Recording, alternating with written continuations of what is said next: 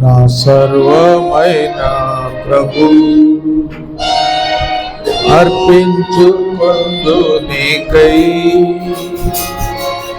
అంగీకరించు నేడే ఈ సేవ చేయుటకై అంగీకరించు నేడే ఈ సేవ చేయుటకై ఆత్మ ప్రాణ దేహము తలంపులు క్రియలు ఆత్మ ప్రాణ దేహము తలంపులు క్రియలు అన్నీయు నీ కొరకే దైవము యేసువా అన్నీయు నీ కొరకే దైవము యేసువా జీవించగోరితి నీ కొరకే మహిమా ఘనత జీవించగోరితి నీ కొరకే నీకే మహిమా ఘనత నా సర్వమైన ప్రభు అర్పించుకొందు నీకై అంగీకరించు నేడే నీ సేవ చేయుటకై అంగీకరించు నేడే నీ సేవ చేయుటకై వెలిగించు నా జీవము నింపుము నీ ప్రేమతో వెలిగించు నా జీవము నింపుము నీ ప్రేమతో నీ కృపతో నడిచేదాను మెండైన నీ శక్తితో నీ కృపతో నడిచేదాను మెండైన నీ శక్తితో ఘనపరచగోరితి నీ నామమును నీకే మహిమా ఘనత ఘనపరచగోరితి నీ నామమును నీకే మహిమా ఘనత నా సర్వమైన ప్రభు అర్పించుకొందు నీకై అంగీకరించు నేడే నీ సేవ చేయుటకై అంగీకరించు నేడే నీ సేవ చేయుటకై నా కాళ్ళు చేతులెల్లా నీ సేవ తర్పించును నా కాళ్ళు చేతులెల్లా నీ సేవ తర్పించును నా నాలుక నిత్యము నిన్ను స్తుతింప నిమ్ము నా నాలుక నిత్యము నిన్ను స్తుతింప నిమ్ము మనసారా ప్రేమించు నిన్ను ప్రభువా నీకే మహిమా ఘనత మనసారా ప్రేమించు నిన్ను ప్రభువా నీకే మహిమా ఘనత నా సర్వమైన ప్రభు అర్పించుకొందు నీకై అంగీకరించు నేడే నీ సేవ చేయుటకై అంగీకరించు నేడే నీ సేవ చేయుటకై.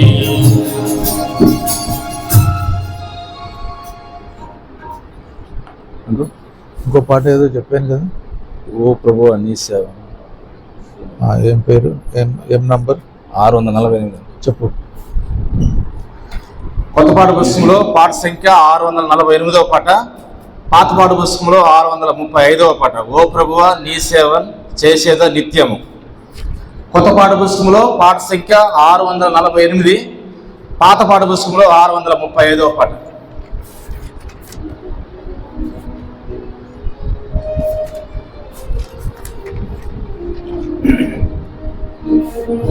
ప్రభువా నీ సేవన్ చేసేదా నిత్యము. ఓ ప్రభువా నీ సేవన్ చేసేదా నిత్యము. నీ మాటే నీనేదా నరుని మాట వినకుండు. నీ మాటే నీనేదా నరుని మాట వినకుండు. ప్రభువా నీ సేవన్ చేసేదా నిత్యము. ప్రభువా నీ సేవన్ చేసేదా నిత్యము. శోధించు స్వరములు వినబడుచున్నవి,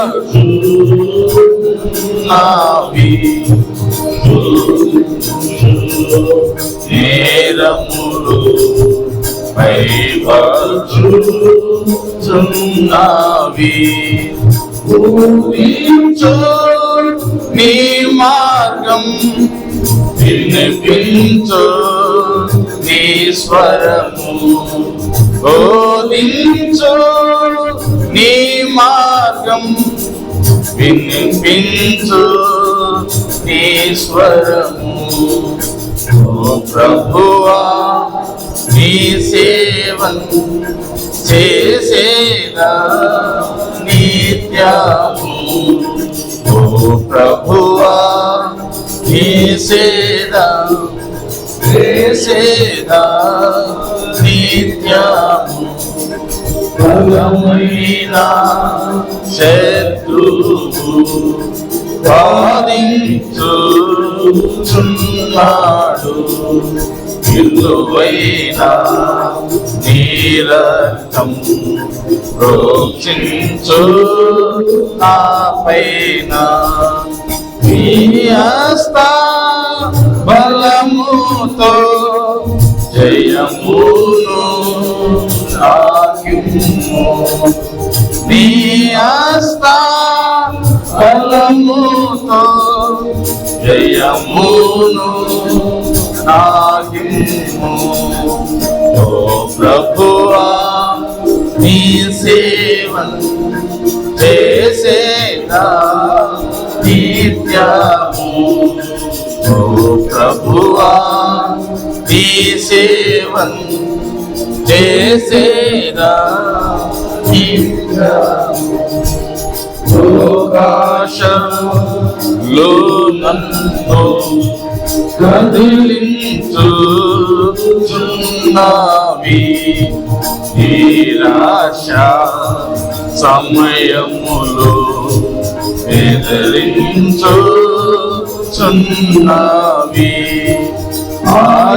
ఆకాశము నుండి ఆదరించుము నన్ను, ఆకాశము నుండి ఆదరించుము నన్ను. ఓ ప్రభువా నీ సేవన్ చేసేదా నిత్యము. ఓ ప్రభువా నీ సేవన్ చేసేదా బేతేలు దర్శనము స్పష్టముగా చూపించు.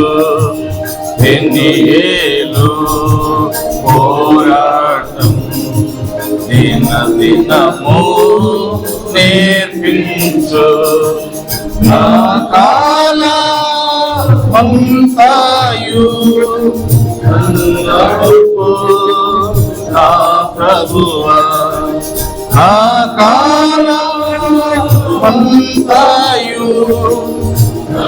నడుపు నా ప్రభువా. ఓ ప్రభువా నీ సేవన్ చేసేదా నిత్యము. ఓ ప్రభువా నీ సేవన్ చేసేదా నిత్యము. నీ స్వరము మధురముగా వినిపించు. చిన్నాని నీ త్రోవన్ నా కొరకు చూపించు. నీ వెలుగులో నన్ను నిత్యము నడిపించు. నీ వెలుగులో నన్ను నిత్యము నడిపించు. ఓ ప్రభువా నీ సేవ చేసేదా నిత్యము. ఓ ప్రభువా నీ సేవ చేసేదా నిత్యము. పరిశోధించుము నన్ను పరిశుద్ధ వాక్యముతో. పరిశుద్ధ ప్రభు నింపు నీ కొరకే. పరిశుద్ధ సంగములో అంగముగా దృఢపరచు. పరిశుద్ధ సంగములో అంగముగా దృఢపరచు. ఓ ప్రభువా నీ సేవ చేసేదా నిత్యము. ఓ ప్రభువా నీ సేవ చేసేదా నిత్యము. క్రీస్తేనా జ్ఞానము క్రీస్తేనా నీతియును. క్రీస్తేనా విజయము. క్రీస్తేనా ఆశ్రయము. క్రీస్తేనా రారాజు. క్రీస్తేనా సర్వము. క్రీస్తేనా రారాజు. క్రీస్తేనా సర్వము. ఓ ప్రభువా నీ సేవన్ చేసేదా నిత్యము. ప్రభువా నీ సేవన్ చేసేదా నిత్యము. నీ మాటే వినేదా నీ మాట వినకుండు. నీ మాటే వినేదా నీ మాట వినకుండు. ఓ ప్రభువా నీ సేవ చేసేదా నిత్యము. ప్రభువా నీ సేవ చేసేదా నిత్యము.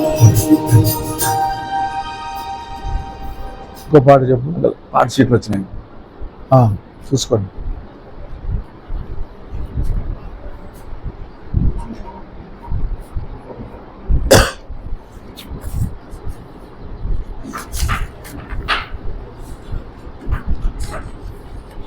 పాటల షీట్లు వచ్చినాయి చూడండి, అందరికి ఇవ్వండి.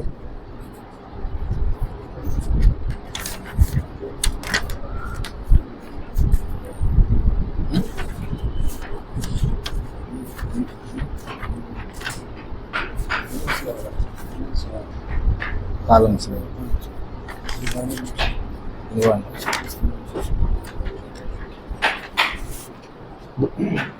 ఏది 5వ పాట యేసుక్రీస్తు. 5వ పాట.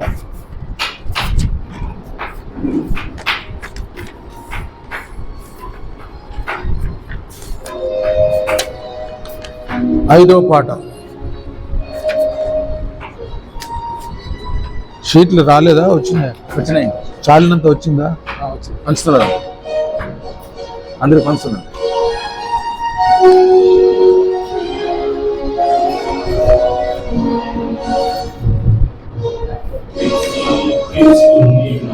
శిష్యులముగా విశ్వాసముతో సాగెదము. యేసుక్రీస్తుని మంచి శిష్యులముగా విశ్వాసముతో సాగెదము. మనమందరమును ఆయన సేవను ఏకమై సాధము.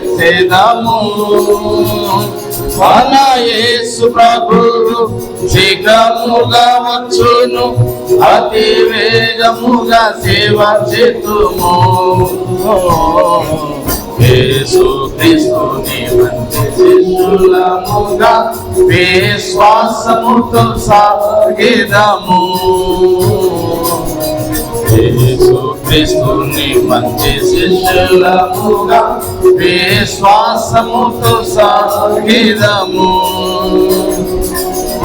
అందరి ఎడల ప్రేమ చూపెదం, యేసు చెంతకు పిలచెదము. అందరి ఎడల ప్రేమ చూపెదం, యేసు చెంతకు పిలచెదము.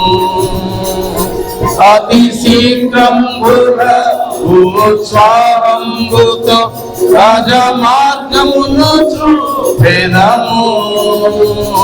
మన యేసు ప్రభువు శీఘ్రముగా వచ్చును, అతి వేగముగా సేవ చేతుము. యేసుక్రీస్తుని మంచి శిష్యులముగా విశ్వాసముతో సాగెదము. శిష్యులముగా విశ్వాసముతో సాగెదము. సాతాను దుర్గమును పడగొట్టి ఇక యేసు కొరకే జీవింతుము. సాతాను దుర్గమును పడగొట్టి ఇక యేసు కొరకే జీవింతుము. ఈ లోకమంతటన్ ప్రభు యేసు నామము ఎల్లవేళందు సాగెదము. మన యేసు ప్రభువు శీఘ్రముగా వచ్చును, అతి వేగముగా సేవ చేతుము. యేసుక్రీస్తుని మంచి శిష్యులముగా విశ్వాసముతో సాగెదము. యేసుక్రీస్తుని మంచి శిష్యులముగా విశ్వాసముతో సాగెదము. ఆత్మదేహము ప్రభు సేవకే ఇక జీవించుట తన కొరకే. ఆత్మదేహములు ప్రభు సేవకే ఇక జీవించుట తన కొరకే. అని నిశ్చయించుచు అందు నిలచియుండి ప్రభు దినమందు చింతుము. మన యేసు ప్రభువు శీఘ్రముగా వచ్చును, అతి వేగముగా సేవ చేతుము. యేసు క్రీస్తుని మంచి శిష్యులముగా విశ్వాసము సాగెదము. యేసు క్రీస్తుని మంచి శిష్యులముగా విశ్వాసముతో సాగెదము.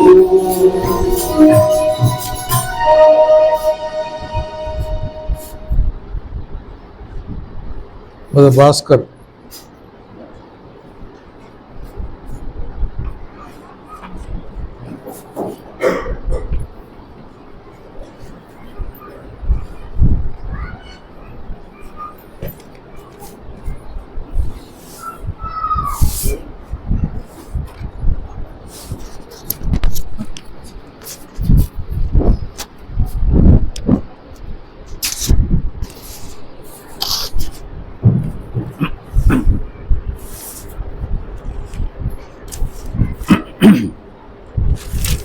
కొంత సమయము మన ఆరాధన కొరకైన వాక్య భాగం ఎఫెసీయులకు రాసిన పత్రిక 2వ అధ్యాయం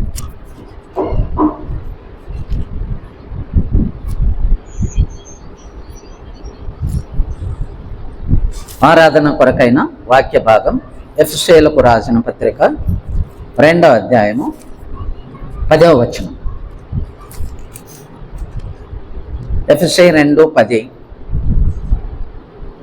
మరియు వాటి యందు మనము నడుచుకొనవలెనని దేవుడు ముందుగా సిద్ధపరిచిన సత్క్రియలు చేయుటకై మనము క్రీస్తు యేసునందు సృష్టింపబడిన వారమై ఆయన చేసిన పని అయి ఉన్నాము.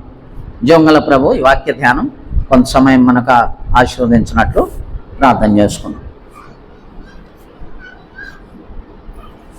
మైక్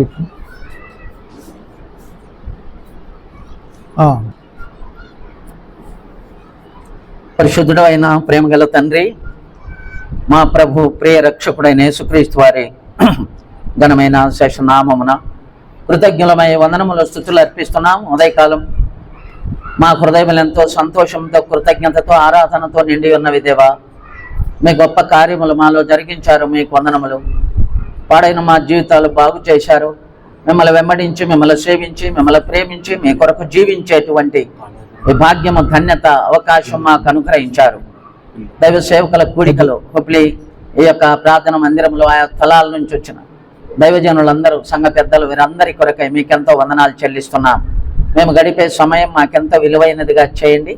ఈ వాక్య భావం మాకు తెలియచేసి మళ్ళీ ఆరాధించే మహింపరచుటకు సహాయం చేయమని శత్రు కార్యములను విశ్వాసముతో బంధిస్తూ నీ దాసుని నీ ఆత్మాభిషేకం, అధికారము, స్వేచ్ఛ, స్వాతంత్ర్యం మెండుగా మెండుగా దయచేసి దినమంతట్లో నీ సన్నిధిలో మేము ఆనందించినట్లు దయ చూపించు. నీ అమూల్యమైన రక్త ప్రోక్షణ కిందకు వస్తూ ప్రభును మా రక్షకుడైన యేసుక్రీస్తు నామమున ప్రార్థించి స్తుతించి వేడుచున్నాం తండ్రి, ఆమేన్. ఆమేన్.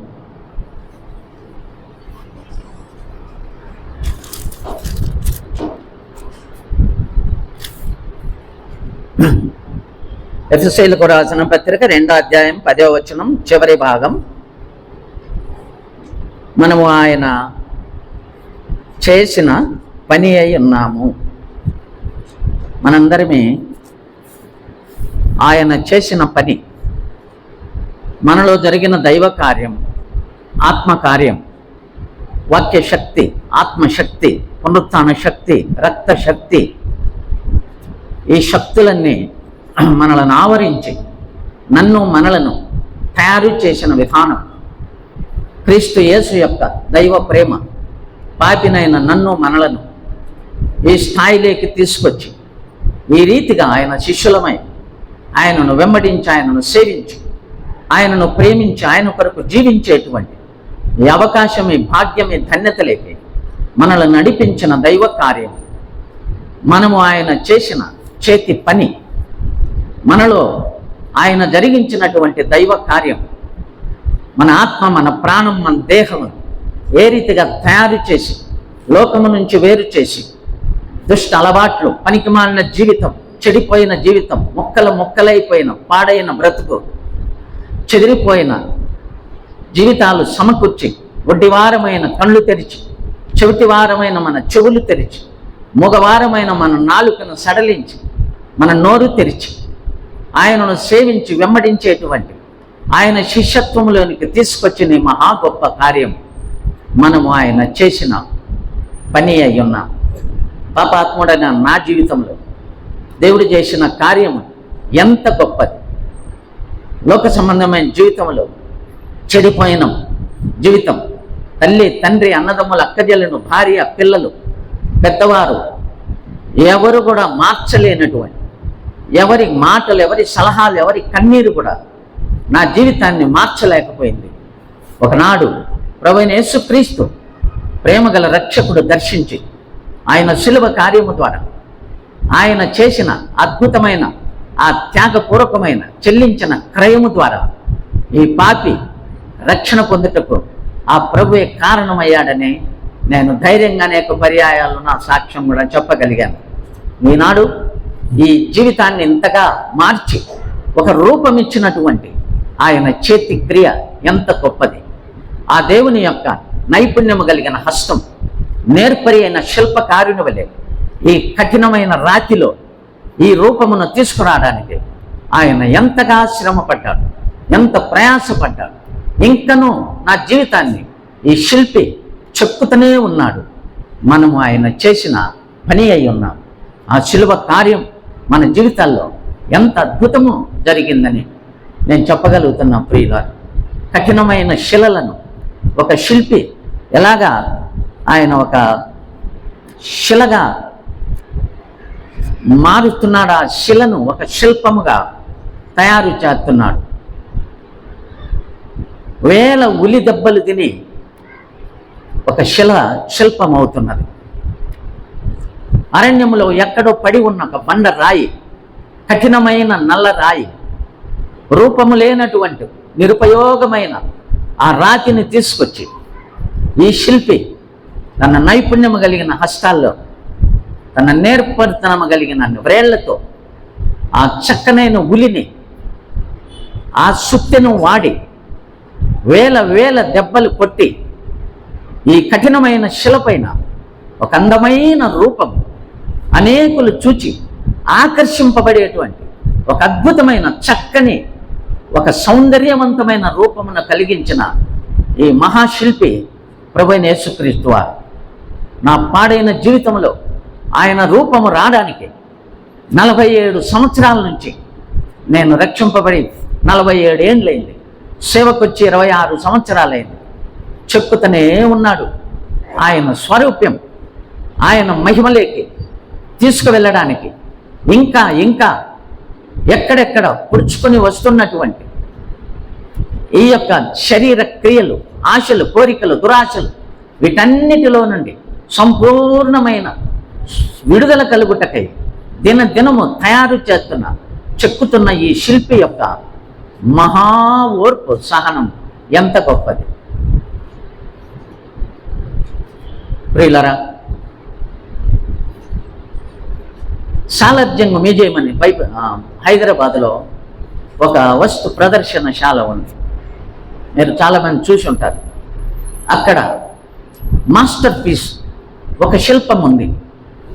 పాలరాతి పైన ఒక ఇటలీ దేశస్థుడు ఒక స్త్రీని చెక్కాడు. ఆమె ఇలా ముసుగేసుకున్నది. ఆ ముసుగు కూడా రాతిలోనే చేశాడు. ఆ ముసుగు తెర బట్ట కప్పినట్లు ఆమె చెంగు తీసుకొని ఇలా కప్పుకున్నది. ఆ తెర, ఆ ముసుగు కూడా రాతిలోనే చేశాడు. ఒక అద్భుతమైన శిల్ప కళా నైపుణ్యము ఆ శిల్పి చూపించాడు. నేను అక్కడున్న గైడ్ని అడిగాను, ఈ శిల్పము చెక్కింది ఎవరు అని. అతను చెప్పాడు, ఒక ఇటలీ దేశస్థుడు దాదాపు 30 సంవత్సరాలు ఆ రాతి పైన ఆ శిలను చెక్కాడట. ఆ తెర, ఆ చెంగు కప్పుకున్న ఆ స్త్రీకి అతను ఒక టైటిల్ పెట్టాడు, రెబకా స్వెయిల్ అని. అంటే ఇస్సాకును చూచినప్పుడు రెబకా అమ్మాయి ముసుగేసుకున్నది కదా, ఆ పేరు పెట్టాడు దానికి. ఎంత పని చేశాడు. తన ఊహలో ఉన్న రూపం ఒక రాతి మీద తీసుకురావాలంటే ఎన్ని సంవత్సరాలు ప్రయాస, ఆ రాతికి తగిన దెబ్బలు, ఆ ఉలి దెబ్బలు, ఆ సుత్తె దెబ్బలు ఎంతగా ఓర్చుకొని ఉండాలి. అల్ల కల్లోలములో ఊరి బయట దిబ్బలో కూర్చొని కేకలు వేస్తున్నాడు యోబు భక్తుడు. ఏమిటి దేవుని కార్యాలు? ఎందుకు నీతిమంతులకిన్ని శ్రమలు? ఎందుకు యథార్థవంతులకిన్ని కష్టాలు? ఏమిటి సత్యం? ఏమిటి మర్మం? ఇదే దేవుని యొక్క చేతి కార్యం. ఎఫ్సి పత్రిక 5:2-10 వ్రాయబడిన ఆ మాట ఎంత అద్భుతమైన సత్యము దైవజనుడికి పౌలుకు దేవుడు బయలుపరిచినాడు. పాపాత్మలను పరిశుద్ధులుగా తీర్చి పరలోక రాజ్యమునకు నిత్య జీవమునకు వారసులు చేయుటకై శరీర క్రియలనన్నీ చంపి ఆశలు, కోరికలు, దురాశలన్నింటిని విడిపించి లోక భ్రష్టత్వము నుండి, లోక యొక్క సిస్టమ్, దాని శైలి, దాని నైజము నుండి, ఆ నటన నుండి, ఆ మురికి నుండి బయట వేసి జీవము కలిగిన దేవుని సేవించి పరిశుద్ధపరచబడిన ఆత్మ ప్రాణ దేహములు కలిగి అనేకులను ప్రభు వైపు మళ్లించటానికి, సంఘాలు కట్టటానికి ప్రయాసపడుతున్న దైవ సేవకుల జీవితాలు దేవుని యొక్క చేతి పని. కనుక ప్రియులరా, నీవు నేను క్రీస్తు యేసు యొక్క చేతి పని అయి ఉన్నాం. బలహీనులమైన మనలో దేవుడు చేసిన అద్భుతమైన ఈ కార్యములు ఎంత గొప్పవి! అనేక పర్యాయములు ఎన్నో ఇబ్బందులు, శ్రమలు, కష్ట నష్టాలు, వ్యాధి బాధలను ఎదుర్కొంటున్నాం. ఎదిరింపులు, తిరుగుబాట్లు ఎక్కడ చూడు ఇలాంటివే జరుగుతున్నాయి. సుఖము కంటే దుఃఖమే ఎక్కువ అనుభవిస్తున్నాం. మరియు క్రైస్తవ జీవితానికి, ఇంకా దేవుని వెంబడించిన శిష్యత్వానికి ఎన్ని శ్రమలు, ఎన్ని నిందలు, ఎన్ని అవమానములు, ఎంత కష్టము, ఎంత ఇరుకైన సమస్యలు గుండా దేవుడు తీసుకెళ్తున్నాడు. వీటన్నిటి మధ్యలో ఆయన మనల్ని తయారు చేస్తున్నాడు. పౌలు భక్తుడు అన్నాడు, అనేక శ్రమలు, ఇబ్బందులు, కష్టాలు, వ్యాధులు, బాధలు కొండలలో, గుహలలో, లోయలలో, సముద్రములో, నదులలో ఎంత శ్రమలు అనుభవిస్తున్నాం. చలితో, దిగంబరత్వముతో, ఉపవాసముతో, అనేకుల యొక్క ఎదిరింపులతో, తిరుగుబాట్లతో, అనేక కొరడా దెబ్బలు, ఎన్నోసార్లు చెరసాలలు, ఎన్ని దెబ్బలు, ఎన్ని శ్రమలు, ఎన్ని నిందలు, ఇవన్నీ చెప్పి చెప్పి చెప్పి చివరికి ఆ భక్తుడు పౌలు దైవజనుడు ఏమన్నాడంటే, క్షణమాత్రముండు, అది చులకని శ్రమన, అంత పెద్ద లిస్ట్ ఇచ్చాడే. వండర్ఫుల్ లైఫ్ అండి. నేను ఉద్యోగం చేశానండి బెంగళూరులో. జీతం వస్తే వారం లోపలే అయిపోతుంది. అంతే, ఒక వారమే. మళ్ళీ అప్పు తెచ్చుకోవాలి వాడిని ఇన్ని అడిగి, 100 ఇరా, 200 ఇరా, 500 ఇరా, మళ్ళీ ఇస్తాను. సేవకు వచ్చి 26 సంవత్సరాలు అయింది. నా దగ్గర ఎప్పుడూ డబ్బులు ఉంటుంది. ఎంత ఉంటుందంటే కట్టలు ఏముండదు, 100 రూపాయలు ఉంటుంది. నీ దగ్గర లేదా? ఒక్క రూపాయి లేకుండా సేవ చేసిన దినాలు కూడా ఉన్నాయి. కానీ చెయ్యి విడువని మన ప్రభు ఇంత లిస్టు చెప్పి, అవేమి సామాన్యమైన శ్రమల, ఒక్కటి వచ్చిందే మనకు అలాంటి శ్రమ. కానీ ఆ దైవజనుడు ఏమన్నాడు, క్షణమాత్రముండు ఈ చులకని శ్రమ, రాబోయే మహిమ ఎదుట ఎనదగినవి కావు. Wonderful, wonderful. ఏమిటి అనుభవిస్తున్నాం? ఎలా తయారు చేస్తున్నాడు ప్రభు మనముల? ఆయన స్వారూప్యము మనము ఒక అద్దములాగా చూపించాలంటున్నాడు. 2 కొరింథీ 3:19-20 చూడండి దయచేసి.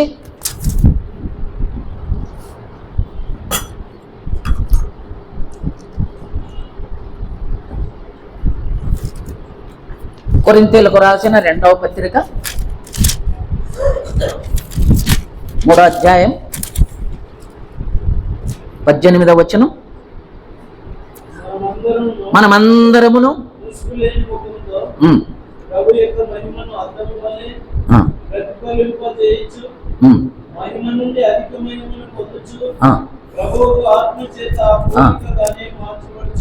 ఆ పోలికగానే మార్చబడుచున్నాం. అద్దము వలె యేసు ప్రభు యొక్క మహిమను, రూపాన్ని చూపిస్తున్నాం. నన్ను ఎందుకు చూస్తావయ్యా, దేవుణ్ణి చూడు అనే వాళ్ళు చాలా మంది ఉన్నారు. పౌలు భక్తుడు అట్లా చెప్పలే. నా కొరకు ఎందుకు వస్తావయ్యా మందిరానికి, నన్ను ఎందుకు చూస్తావయ్యా అని చెప్పలే ఆయన. మేము క్రీస్తు యొక్క మహిమను అద్దం వలె ప్రతిమలింప చేస్తున్నాం. నన్ను చూడు, నాలో నీకు యేసు కనపడతాడు. నన్ను చూడు, ఆ యేసు యొక్క మహిమ ప్రజ్వలింపజేస్తున్న అద్దములాగా. నేను అబద్ధము చెప్పను, అద్దం అబద్ధము చెప్పదు, ఎలాగుంటే అలాగే చూపిస్తుంది. అలాంటి రూపములేకి మనల్ని మార్చబడుటకు రేయింబగులు ప్రయాసపడుతున్న పరిశుద్ధాత్మ దేవుని యొక్క వేదన, పరిశుద్ధాత్మ దేవుడు ఎంత ప్రయాసపడుతున్నాడు ఆ రూపము మనలో రావటానికి. 2 బండలను ఒక శిల్పి అరణ్యములో నుంచి తెచ్చాడట. కఠినమైన రాళ్ళు, నల్ల రాళ్ళు. వాటి మీద, ఆ 2 బండల మీద ఒక 2 రూపాలు చెక్కాలని అతని ఊహలో ఉన్న ఆ శిల్పి యొక్క నైపుణ్యం చూపించాలని వాటి మీద పని ప్రారంభించాడు. ఒక బండ మీద ఆయన ఉలి సుత్తి ఉపయోగించి కాళ్ళతో తొక్కి అటు ఇటు పొర్లించి ఎత్తి పండబెట్టి అటు తిప్పి ఇటు తిప్పి ఆ శిల్పి ఆ శిలలో పని చేసేటప్పుడు ఆ ఉలి దెబ్బకు, ఆ యొక్క సుత్తె దెబ్బకు ఒక బండ పగిలిపోయింది. దాన్ని పక్కనేశాడు. 2వ బండను తీసుకున్నాడు, ప్రయాసపడ్డాడు. అదే ఉలి, అదే సుత్తి మలచి మలచి మలచి మలచి అద్భుతమైన ఒక శిలను తయారు చేశాడు, ఒక శిల్పం తయారు చేశాడు. ఆయన ఊహలో ఉన్న రూపము తీసుకొచ్చాడు. ఆ కఠినమైన బండ రాతి ఒక అద్దములాగా మనము ముఖము కనపడేటట్లుగా నునుపు తేల్చాడు. దాని అందము, సౌందర్యము, చక్కదనం ఆ రాతి మీద ఆ శిల్పి యొక్క నైపుణ్యము చూడటానికి దానిని ఒక హాల్లో పెడితే టికెట్ పెట్టారు. టికెట్ పెట్టి డబ్బులు ఇచ్చిపోయి చూసి వస్తున్నారు. అయితే పగిలిపోయిన బండను వాళ్ళు ఏ హాల్లో అయితే ఈ శిలను పెట్టారో ఆ బండను కాళ్ళ కింద వేశారు. వాకిటి దగ్గర, ఈ వాకిటి దగ్గర పడిన బండ ఆ శిలను అడుగుతుంది. మన ఇద్దరం ఒకే చోటు నుంచి వచ్చాము కదా, శిల్పి మన ఇద్దరిని ఒకే స్థలమునకు తెచ్చాడు కదా, మరి నేనెందుకు కాళ్ళ చేత తొక్కబడుతున్నా, నువ్వెందుకు అందరి దృష్టిని ఆకర్షించబడి ఇంత రమ్యముగా, ఇంత గౌరవప్రదంగా ఇంతమంది మన్ననలను పొందుచున్నావు, నేనెందుకు ఈ వాకిట్లో కాళ్ళ కింద పడి ఉన్నానంటే ఆ శిల్పం చెప్పింది, నేర్పరి అయిన శిల్పకారి ఆ సుత్తిన ఉలి నువ్వు నీ మీద వాడినప్పుడు ఆ దెబ్బలకు తట్టుకోలేక నువ్వు పగిలిపోయావు. నేను భరించాను, ఓర్చుకున్నాను, తట్టుకున్నాను. నొప్పి తగిలింది, బాధ కలిగింది, శ్రమ కలిగింది, కన్నీరు కారింది, ఎంతో శ్రమ అనుభవించిన, 1000 దెబ్బలు పడ్డాయి. నేను తట్టుకొని నిలబడ్డా. అందుకే నేను ఇక్కడున్నా, నువ్వు పగిలిపోయావు. అందుకే నువ్వు కాళ్ళ దగ్గర వేచి తొక్కుతున్నారు. అనేక చోట్ల నేను వెళ్ళి చూసొచ్చా. రాళ్లపైన శిల్పులు చేసిన ఆ శిల్పి కళా నైపుణ్యం, ఆ కఠినమైన స్తంభాలపైన ఎంత మంచి చిలుకలు, పావురాలు, ఎన్ని పుష్పాలు, ఎన్ని జింకలు, ఎన్ని హంసలు, ఎంత అందముగా ఆ రాతిపైన నునుపుదేలినటువంటి ఆ చక్కదనం, ఆ కరుకైన ఉలి, పదునైన ఉలి, దాని చక్కదనం చూడాల్సిందే, ముట్టి ముట్టి చూడాల్సిందే. నిన్ను నన్ను ప్రభు అలా తయారు చేస్తున్నాడు. ఈ కార్యము దేవదూతలు తొంగి చూడాలనుకుంటున్నారని పేతురు భక్తుడు రాశాడు. ఎవరెవరి మీద దేవుడు ఎలా పనిచేశాడు.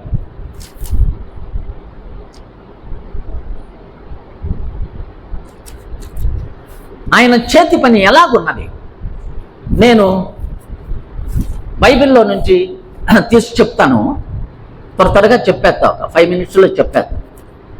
దేవుని చేతి పని ఎలాగుందని. ఆయన వాడుకొనిన వారు, ఆయన తయారు చేసిన వారు అందరూ బైబిల్ నిండా వాళ్లే, పరలోకం నిండా వాళ్లే. దేవుని చేతి పని జరగని వారు ఎవరూ లేరు. ఒక 20 మంది పేర్లు చెప్తాను, త్వరగా చెప్పేద్దాం. అబ్రహాం మృతతుల్యుడు, 100 years కొడుకు పుడతాడా? ఏముంది ఆయనలో? మృతతుల్యుడని వ్రాయబడింది, చనిపోయే వయసు అదే. దేవుడు కరుణించి వాగ్దానం ఇచ్చి నూతన బలము, నూతన రక్తము, నూతన శక్తి అతనిలో కుమ్మరించి అతని ద్వారా ప్రపంచాన్ని ఇసుక రేణువుల వలె, ఆకాశ నక్షత్రముల వలె ప్రపంచాన్ని నింపాడు. మీరు నేనందరూ ఆయన సంతానమే. ఆ తర్వాత యాకోబు పరిగెత్తిపోతున్నాడు, మోసగాడు, దిక్కులేనివాడు, అరణ్యములో నిద్ర వచ్చి తల కింద రాయి పెట్టుకొని నిద్రపోతున్నాడు. ఒక పరదేశి, దిక్కులేనివాడు, ఒక మోసగాడు, పారిపోయేవాడిని. ఒక కమ్మని కళ ఆ రాత్రి దేవుడు అతనికి ఇచ్చి, ఆ దేవుని యొక్క సంపూర్ణమైన ప్లాన్ అంతా ఆ దర్శనంలో ఇచ్చాడు. ఆ ప్లాన్ నెరవేర్చాడు. ఆ ఒంటరిగాడు, ఆ పరదేశి, ఆ మోసగాడిని దేవుడు ఎంత దీవించాడంటే, అబ్బో 12 మంది కొడుకులకు కూతురు, 4 భార్యలు, విస్తారమైన ఆస్తి, గొర్రెలు, బర్రెలు, ఒంటెలు. ఆయన గదిలి వస్తూ ఉంటే ఒక ఊరొచ్చినట్లుందన్నమాట. ఒంటరిగాడు. దేవుని ప్లాన్ ఎలాంటిది? ఆ తర్వాత లేయా తన భార్య, జబ్బు కండ్లది, అందగత్తె కాదు, ఆమెలో ఏ విధమైన సౌందర్యం లేదు. మోసపోయి ఈయన కూడా మోసపోయి ఆమెను పెళ్లి చేసుకున్నాడు. 6 మంది కుమారులు ఆమెకు. ఇజ్రాయేలు 12 గోత్రములలో 6 గోత్రములు లేయా కడుపున దేవుడు పుట్టించాడు. తృణీకరించబడి త్రోసివేయబడిన లేయా దేవుడు ఎంత దీవించాడు. ఆ దినాల్లో ఏ స్త్రీకైనా, యూదులలో, ఇశ్రాయేలు దేశంలో ఏ స్త్రీకైనా కొడుకులు ఎక్కువ పుట్టారంటే వాళ్ళకే ఎక్కువ మర్యాద. ఈనాటికి కూడా ఒక స్త్రీ గర్భిణి అయి బిడ్డను కనే సమయం వచ్చిందంటే ఈ ఇశ్రాయేలీలు, యూదులందరూ, బంధువులు, స్నేహితులందరూ ఆ హాస్పిటల్ దగ్గర వెళ్ళి, లేక ఆమె కనే స్థలానికి వెళ్ళి మంచి మంచి గిఫ్ట్లు తీసుకెళ్తారంట, మంచి మంచి బహుమానాలు. అందరూ బయట కనిపెట్టుకొని ఉంటారు. మంత్రసాని కానీ ఆ నర్సు కానీ బయటకు వచ్చి కొడుకు పుట్టాడు అనగానే మహానందముతో కేకలేసి నాట్యమాడి ఆ బహుమానాలన్నీ ఆ బిడ్డకు, ఆ తల్లికి ఇచ్చి వెళతారంట. ఒకవేళ ఆ మంత్రసాని లేక ఆ నర్సు వచ్చి కూతురు పుట్టిందనుకో, అందరూ ముఖాలు వేళేసుకొని తెచ్చినవన్నీ వాపసు తీసుకుపోతారంట. ఈనాటికి కూడా కొడుకులు అంటే అంత ఆనందం, అంత గౌరవం ఆ స్త్రీకి. గనుకనే లేయాను దేవుడు ఆశీర్వదించాడు. ప్రేమించిన రాహేలుకు 2 కుమారులు. తృణీకరించబడిన లేయాను దేవుడు దీశించాడు, ఆశీర్వదించాడు. యోసేపు గుంటలో పడవేయబడి, అమ్మివేయబడి, జైల్లో పడి, నానా హింసలు పడిన ఆ యోసేపును దేవుడు ఎంతగా ఆశీర్వదించాడు. దేశ దేశములకు ఆకలి తీర్చాడు. విస్తారమైన ధాన్యము కొలుచుట అసాధ్యమైనని వ్రాయబడింది. ఏమిటి దీవెన? ఎక్కడి నుంచి ఎక్కడికి తెచ్చాడు దేవుడు ఆయనను. తర్వాత మోషే పారవేయబడును అని వ్రాయబడింది. పారవేయబడిన అపొస్తలుల కార్యాలు 7:20 వ్రాయబడింది. బయట పారవేయబడి నదిలో విసిరివేయబడిన ఆ బిడ్డను దేవుడు ఎంత గొప్పగా, ఆశ్చర్యకరమైన ప్లాన్, ప్రపంచం ఇంతవరకు చూడని నాయకుడు ఆయన. హైలీ టాలెంటెడ్, మల్టీ టాలెంటెడ్, ఒక సివిల్ ఇంజనీర్ ఆయన. రామ్సేస్ అని పట్టణం కట్టాడు. ఆ తరువాత దేవుడు ఆయన్ను తయారు చేసి మిథ్యాన అరణ్యములో ఒక నాయకునిగా చేసి లక్షల మంది దేవుని ప్రజలు నడిపించిన సాటిలేని, ప్రపంచం ఇంతవరకు చూడలే మోషే లాంటి నాయకుడిని. ఆ తరువాత గిద్యోను భయపడి పారిపోయి గానుగు చాటున దాక్కుని శత్రు భయము చేత పిరికివాడై వణుకుచున్న వాణిని పరాక్రమము గల బలాఢ్యుడా బయటికి రాని పిలిచి ధైర్యం ఇచ్చి సాహసం ఇచ్చి 300 మందితో లక్షల మంది విద్యానీయులు పిరికి పందల్లాగా పారిపోయేటట్లు చేసినటువంటి మన దేవుడు. తర్వాత రూతు ఒక మోయాబీరాలు, ఒక అన్యురాలు, ఒక పేదరాలు, ఒక విధవరాలు. దేవుడు ఆశీర్వదించాడు, ఎంత దీవించాడు. ఏమిటి దేవుని యొక్క గొప్ప ప్లాను? షల్మాను రాహాబునందు బోవజును కనెను, బోవజు రూతునందు ఓబేదును కనెను, ఓబేదు యెషయిను కనెను, యెషయి రాజైన దావీదును కనెను. ఎక్కడి నుంచి ఎక్కడికి వస్తుంది? సామాన్యుల వీళ్ళంతా. రూతునందు బోవజు ఆ ఓబేదును కనెను. ఎక్కడి రూతు, ఎక్కడ బోవజు? ఏమిటి ఆశ్చర్యం దేవుని ప్లాను? ఆయన చేతి పని ఎలాగుంది? అలాగా ఆమె మన ప్రభువునకు, యేసుక్రీస్తుకు ఒక మొత్తవగా తయారైంది. ఆ తృణీకరించబడిన మోయాబీరాలు, అన్యురాలు, పేదరాలు, విధవరాలిని దేవుడు అట్లా తయారు చేశాడు. ఏలియా పారిపోతున్నాడు, గొప్ప గొప్ప కార్యాలు చేశాడు. మనలా దేవుడు సంపాదించుకున్నాడు, సెకండ్ ఛాన్స్ ఇస్తున్నాడు. ఆయనను అద్భుతంగా ఆశీర్వదించి ఎలీషాను అభిషేకించి ఆయన ద్వారా రాజులను తయారు చేశాడు ప్రభు.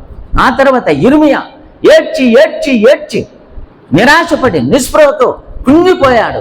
ఇంకా నేను చెప్పలేను, నేను మాట్లాడను అన్నాడు. అలాంటి ఇర్మియాను 40 సంవత్సరములు ప్రవక్తగా ఇశ్రాయేలుల మధ్య అనేక రాజుల ఎదుట ఇర్మియాను దేవుడు వాడుకున్నాడు. దావీదు భక్తుడు సెవరల్ ఫ్యామిలీ ప్రాబ్లమ్స్, ఎన్ని సమస్యలు అంటే కుటుంబ సమస్యలు దావీదుకి ఎదుర్కొన్నాడు. చూడు, ఏడ్చి కార్చి కన్నీరు కార్చి నలిగి విరిగి తయారయ్యాడు.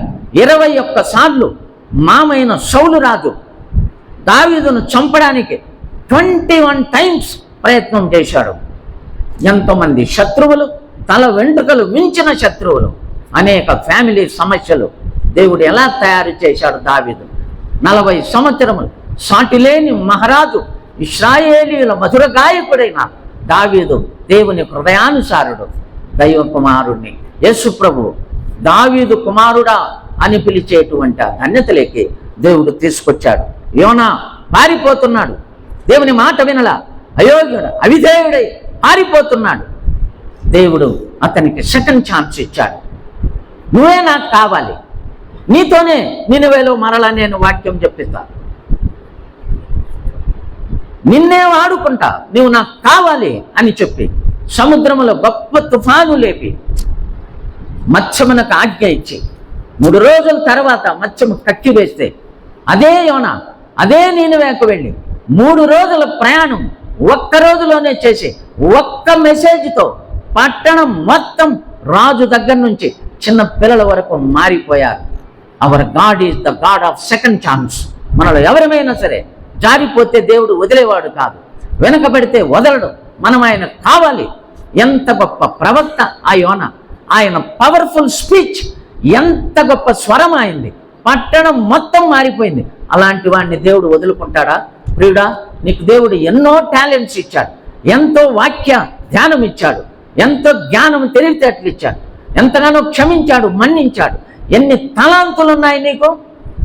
పారిపోయే అవకాశాలు వచ్చినప్పుడు జారిపోయి నిరాశపడి నిస్పృహతో అనేక పరిస్థితుల మధ్యలో నలిగిపోయిన నిన్ను ఒకవేళ వెనకబడుతున్నావేమో, దేవుడు నిన్ను వదలడం. అందుకే వ్రాయబడింది, నిన్ను విడువను, నిన్ను ఎడబాయను. గనుక అలాంటి యోనాను తిరిగి ప్రభు సంపాదించుకున్నటువంటి అద్భుతమైనటువంటి మన ప్రభు ఆయన. ఆ తర్వాత రాహాబ్ ఏముందని ఆమెలో చెప్పుకోవడానికి? బైబిల్ గ్రంథము మత్తయి సువార్త 1వ అధ్యాయము ఈ స్త్రీతో ప్రారంభమైంది.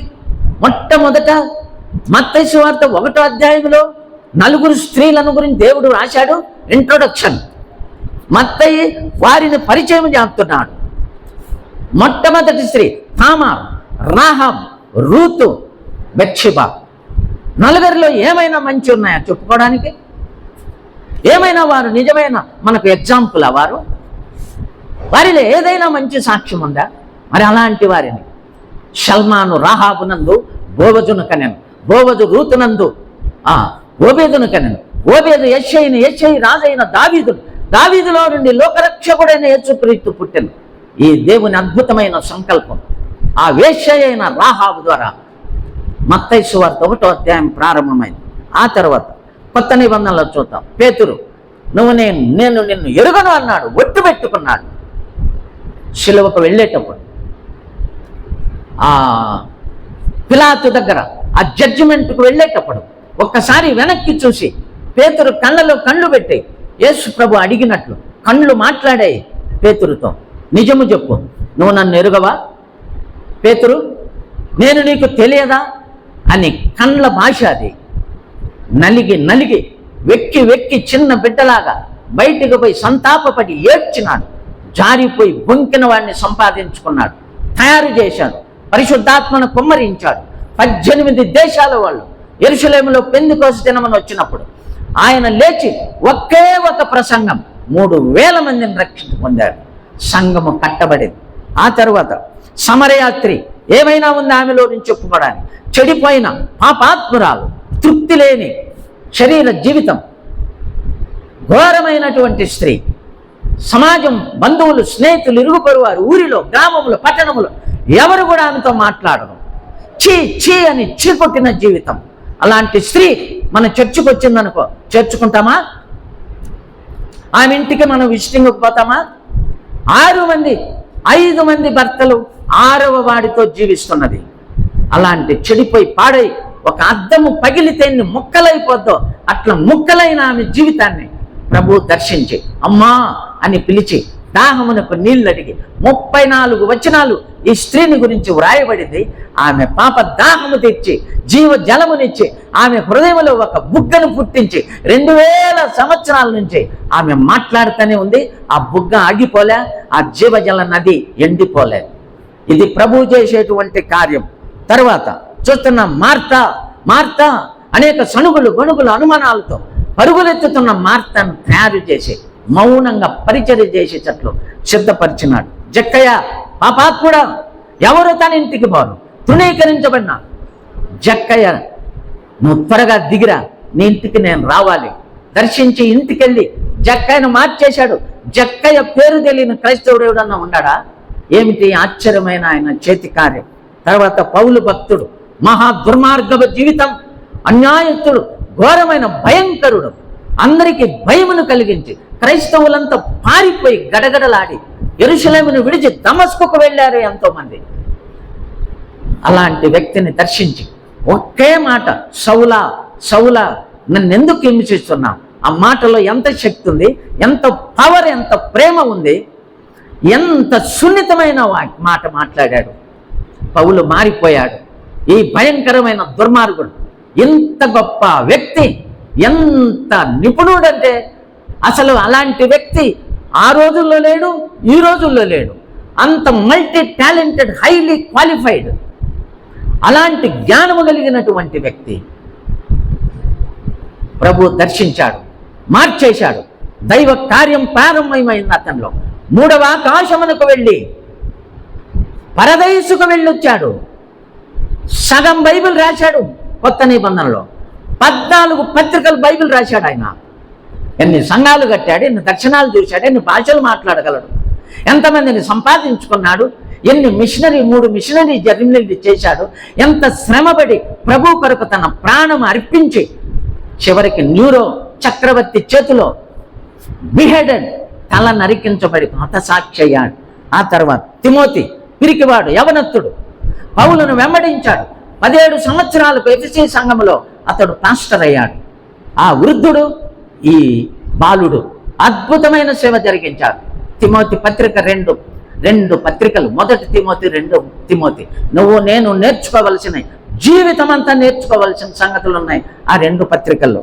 చివరిగా తోమా అనుమానముతో యేసుప్రభుని శంకించి, నేను ఆయన చేతుల గాయములో వేళ్ళు పెట్టాలా, ఆయన పక్కలో నా చేయి పెట్టాలా, అప్పుడు కానీ నేను నమ్మనన్నాడు.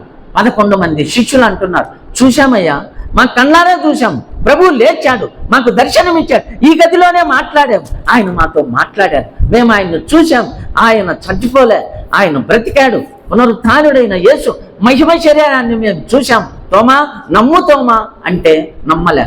11 మంది శిష్యులు అతన్ని ఒప్పించలేకపోయినారు. అలాంటి వాణ్ణి దర్శించి ప్రేమ చేత మరలా ఏ గాయాలు తీసుకొని వచ్చి 8 రోజుల తర్వాత తోమాను సంపాదించుకున్నాడు. మన దేశానికి అదే తోమానే వచ్చింది. కేరళ నుంచి, ఇజ్రాయేల్ దేశం పాలస్తీనా నుండి ఓడలో కేరళకు వచ్చి అద్భుత కార్యాలు చేసి ప్రభువును మహింపరిచి ఎన్నో సూచనలు జరిగించి చివరికి చెన్నైకి వచ్చి అక్కడ మౌంట్ థామస్ అనే స్థలములో ఆయన ప్రార్థన ఆరాధన చేసి ప్రభువును కార్యములు జరిగిస్తుంటే ముదలయార్లు అనేటువంటి బ్రాహ్మణ్స్ ఆయనను వెంటబడి కత్తులతో గుదెలతో నరికి కొట్టి చంపేశారు. వీరందరూ 20 మంది పేర్లు చెప్పినాను. ఒక్కరిలోనా ఏమైనా చెప్పుకోదగింది ఉందేమో చెప్పండి. ఆల్ వీక్ పీపుల్, అంత మిస్ఫిట్ అన్నమాట. బట్ ఎఫెసీ 2:10 ప్రకారం మనం ఆయన చేసిన పని అయి ఉన్నాం. గాడ్స్ వర్క్ నీలో నాలో. మా తల్లి నేను యవ్వన ప్రాయంలో ఉన్నప్పుడు, నేను డిగ్రీ చదువుతున్నప్పుడు ఆమెను చాలా విసిగించేవాడిని. మా అమ్మ ఏమన్నదంటే, పలుమార్లు అన్నది, నా కడుపుని ఎందుకు పుట్టావురా నువ్వని. మా అమ్మకి 8 మంది పిల్లలు, నేను 4వ వాడిని. ఎందుకు పుట్టావురా నా కడుపున, ఇట్లా సతాయిస్తున్నావు, చంపుతున్నావు నన్ను. నేను రక్షింపబడిన తర్వాత మా అమ్మ దగ్గరే పోయి ఒకరోజు వందనాలమ్మా అన్న. ఏందిరా ఏందేందో చెప్తున్నావు అన్న. ప్రైజులాడమ్మన్న. ఏందిరా ఇంగ్లీష్ మాట్లాడతావు అన్న. మారిపోయినా అమ్మ అన్న. నువ్వా మారింది? నువ్వు మారుతావురా? ఈ ప్రపంచంలో ఎవడైనా నిన్ను మార్చేవాడు ఎవరు లేరు. ఊరక కళ్ళబొల్లి మాటలంతా చెప్పదు, వెళ్ళిపోన్నది. మా అమ్మని అంత విసిగించేవాడిని. తర్వాత నేను సేవకు వచ్చిన తర్వాత 1998 ఆగస్టు మాసం మా అమ్మ దగ్గరికి వెళ్ళి, అమ్మ నిజంగా మారిపోయాను, దేవుని సేవకై వచ్చిన, ఉద్యోగం వదిలిపెట్టినమ్మా, ప్రభు సేవ చేసే శిష్యుడనయ్యాను, నేను సేవకుడినమ్మా ఇప్పుడంటే మా అమ్మ ఏమన్నదంటే 100 సంవత్సరాలు బ్రతుకొడుకా అన్నది. ఆ రోజు ఏమన్నది? మనము దేవుడు చేసిన పని అయ్యాం. ప్రియులరా, ఈ కార్యం రక్షణ కార్యం, ఈ అద్భుతమైన మార్పు మన జీవితాలు ప్రభువైన యేసుక్రీస్తు యొక్క శిలువ కార్యం, ఆయన చేతి నైపుణ్యం, ఆయన వాక్యశక్తి, ఆత్మశక్తి, పునరుత్థాన శక్తి, రక్త శక్తి, ఈ పాపుల బలహీనుల జీవితంలో ఆయన కార్యము జరిగించి కుమ్మరించి ప్రాణము ధారబోసి విస్తరించిన కృప మన పైన ఉండటం ద్వారా మనం ఈనాడు ఈ స్థాయిలో ఉన్నాం. 20 మంది జీవితాలను దేవుడు బైబిల్లో ఎలా వాడుకున్నాడు, అదే మన జీవితం. మనం ఆయన చేసిన దేవుని పని అయి ఉన్నాం. ప్రభువును కొంత సమయం మనం స్తుతించి ఆరాధించు. నీ శిలువ కార్యం యేసయ్య, నీ ప్రాణము ధారబోసి ఈ పాపి జీవితాన్ని ఇంతగా మార్చుటకు నేను నీ చేతి పని కదా, నేర్పరి అయిన శిల్పకార్యం, ఈ కఠినమైన జీవితాన్ని ఇంత రూపం, ఇంత సౌందర్యం తీసుకొచ్చావు. దేవదూతల వంటి రూపం, నక్షత్రముల వలె ప్రకాశించే రూపం, కిరీటమందలి రత్నముల వలె ఉండే రూపం నాకు అనుగ్రహించి దీవించావు. మహిమ కిరీటం, వాడవారని కిరీటం, జీవ కిరీటం, ఎన్ని కిరీటాలు నా కొరకు కనిపెట్టుకొని ఉన్నాయి. సింహాసనాలు తెరవబడి ఉన్నాయి, పరలోక ద్వారములు ఓపెన్ అయి ఉన్నాయి. ఇది ఈ పాపి యొక్క జీవితానికి ఇచ్చిన, ఈ దౌర్భాగ్యుడికి కలిగినటువంటి ధన్యత. రండి ఆరాధనకు వెళ్ళు.